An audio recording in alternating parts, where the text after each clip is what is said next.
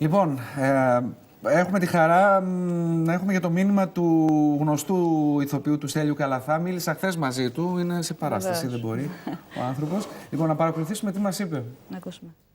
Ο Στέλιος Καλαθάς είναι κοντά μας. Τον ευχαριστούμε πολύ που ενώνει και αυτό τη δική του φωνή με τη δική μας, προκειμένου να στείλουμε όλο αυτό το μήνυμα για έναν ιερό σκοπό. Την προσφορά ζωής στους συνανθρώπους μας. Στέλιο, καλησπέρα και χρόνια πολλά. Καλησπέρα, χρόνια πολλά. Θεωρώ πολύ σημαντική αυτή την εκπομπή και συγχαρητήρια και μπράβο που κάνετε τέτοια πράγματα σε εποχές δύσκολες. Αν ξεκινήσουμε ότι αυτή η χώρα που ζούμε χρειάζεται νομίζω μεταμόσχευση πια.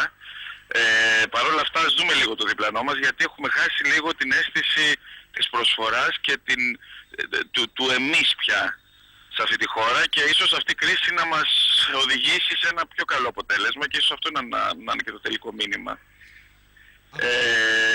Είχαμε λίγο στο εγώ μας πολύ επικεντρωθεί και είχαμε χάσει λίγο την αίσθηση του διπλανού, οπότε αυτές οι προσπάθειες πραγματικά είναι αξιέπαινες για να ξαναθυμηθούμε τους διπλανούς μας και ότι με πράγματα τα οποία δεν έχουν κάποιο κόστος μπορούν να προσφέρουν ζωή.